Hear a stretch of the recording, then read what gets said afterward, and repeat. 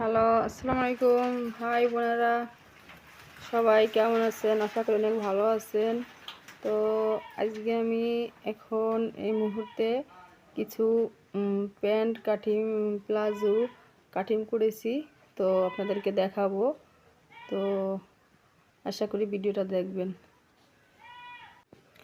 কারণ এটা আমার নিজের গার্মেন্টস, তো গার্মেন্টসটাও দেখাই দেব। তো সবাই সাপোর্ট করবেন। তো আমার এখন আর্থিক সংকট, এর জন্য আমি শ্রমিক দিয়ে করতে পারতেছি না। তো শ্রমিক তো আগামী মাসের থেকে নিব।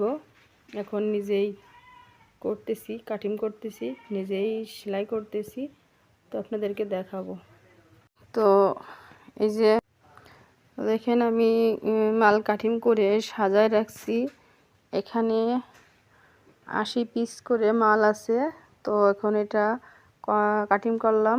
তো শুরুর থেকে দেখাই, এটা হচ্ছে ব্যাক পার্ট, এই যে ডাবল, এটা ব্যাক পার্ট, এটা হচ্ছে ফরম পার্ট।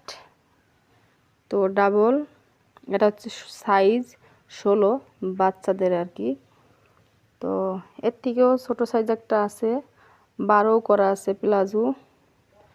তো সাইজ হচ্ছে মোট 5টা সাইজের প্লাজো হবে। তো এটা হচ্ছে পকেট, এই যে মাঝখানে যে এটা হচ্ছে পকেট। তো এই যে আমি পকেটগুলা কাটিং করে নিয়েছি।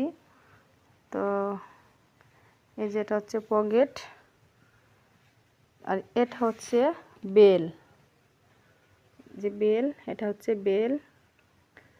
তো আরও মাল কাটতে অনেক মাল বাকি আছে। তো আমি এটা হাতে সিজারে কাটতেছি, তো এরপরে মেশিন দিয়ে কাটিং করব। তো কাটিং মেশিন কিনবো আর কি 2-4 দিনের ভিতরেই।